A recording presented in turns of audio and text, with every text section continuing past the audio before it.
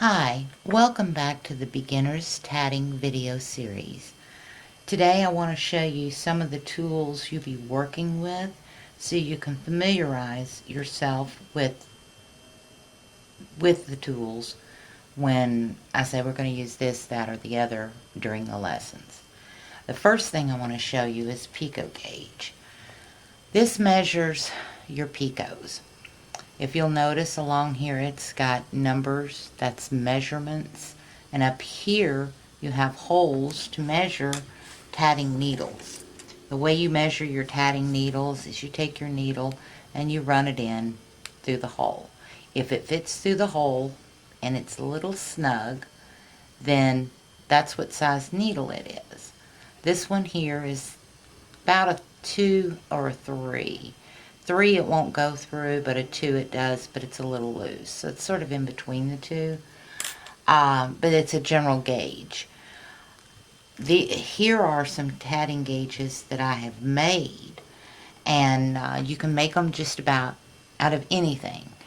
You can make them out of old credit cards, old debit cards, store cards, plastic. Here's some I made using Shrinky Dink material. I just followed the instructions on the Shrinky Dink, and it says measure 50% larger than the size you want. When it shrinks down to the size you actually wanted. The difference between the Shrinky Dink and tatting gauge is the depth. The Shrinky Dink material is a little thicker, but it is pretty sturdy, and it's all in your taste, what you want. Also, we have just a regular old cardstock. Some people take a cardstock, like a business card or something, and cut their gauges out. When the cards wore out, they throw the card away. That's a fine, if that's what you want to do. Some people take the card, fold it in the width that they want. The only advice I can give is when you use your own handmade tatting gauges, put down what their widths are so you'll know, because some patterns say you need a 1-inch picot or a 1/2-inch picot or a 5/8 inch picot. So do your measurements and write them on there so you know what size gauge or what size picot you're using. Another thing you're going to use is a paper clip. You'll find out what the paper clip is for when we start adding beads. Scissors. You need a good pair of scissors that are sharp, that can cut close without cutting the thread, other than the thread you want to cut. Crochet hooks. You'll need assorted sizes according to what size thread you're going to be using.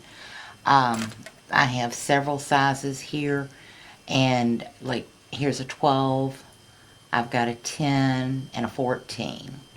So it depends on what size thread you're using, what size crochet hook you need. This is blue tack. Now this comes in a package. You can get it hardware store, Walmart's, even craft stores. What it is, it's like a sticky type product that you roll it in your hand, stick it on the wall, and stick a poster to it. But when you take it off, it doesn't damage your walls and don't damage the poster. You'll find out in later videos what this is used for. You'll need, you don't need it, but it is helpful if you have it. These are straight cross lock tweezers, and you see they open when you press these two pieces together. This are Hackle Pliers. These are used for mainly opening rings that have already been closed, and in the next few videos you'll see how these are used. They do come in handy, and Hackle Pliers are like $1.99, $2.99 for a set. This came from a jewelry supply store, so I don't know, I can't remember. I bought these years ago, and I can't remember what I gave for them. Couldn't have been maybe $4 or $5. So, and they come in a variety of sizes too, so You can either get this or Hackle Pliers. Either one will work. Floss Threaders. These are put out by Gum. These are over in the dental department in your drugstore. They're used for people that wear braces to pull floss through their braces. And I use these to thread the needles, my needles when I'm tatting with a needle. I use it for tying in my ends. There's several uses in tatting for these. We've got Thread Heaven. Now, Thread Heaven comes in a little box like this, and it's used to condition your thread. I'll be showing in a later video how to use the Thread Heaven. It is a wonderful, wonderful tool to use if you are using threads of any kind. It keeps the twist to a minimum, and when you're closing your rings and things like that, it helps that. And it also conditions your thread and helps with fraying. So that's another good tool, and it's, like I say, inexpensive. Sewing needles. Now, the size needles you need, I believe, are a 9 to a 13. And these are used also to sew in ends. When you run out of thread, added more thread, you've got ends that you need to tie in. There are several different methods to use to do that, and sewing is one of them. Another thing that I bought that I use for when I'm traveling, I got these little crochet heads, is what they look like. They're called picks, and they're tatting picks. And there's several different sizes, like the crochet hooks, based on what size thread you're using. And they have these little jump rings on them, so you can attach them to something.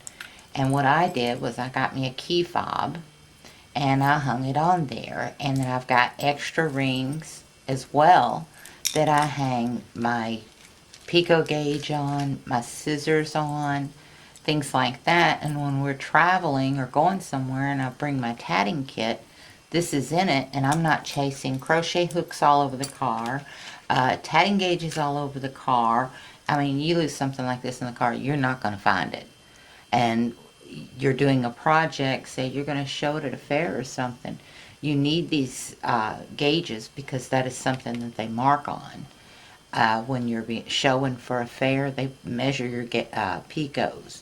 And if your picots are not even all the way around, it could disqualify your, cause you not to get a blue ribbon. And so you lose this, and you're in the middle of a project for showing at an art fair or something, you're done.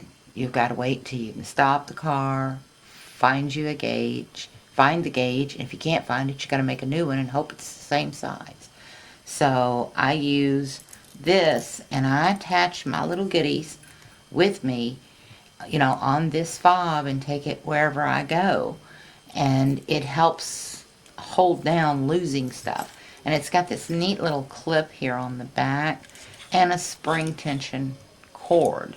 So I can clip it to my clothes while I'm sitting in the car, or the seat belt, either one, and just keep on tatting. And when I need something, I just pick it up, use it.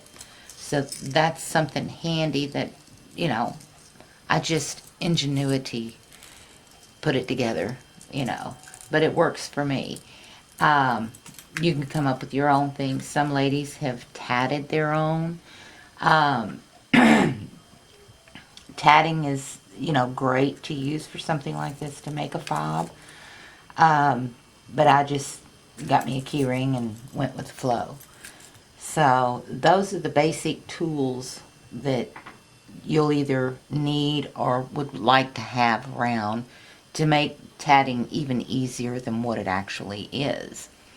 And I hope this gives you some insight on the many, many different things that you can utilize to help you. And stick with the series, and maybe you'll learn something that you didn't know. So I'll see you in the next video, and I hope you have a great day. Happy tatting, and thank you.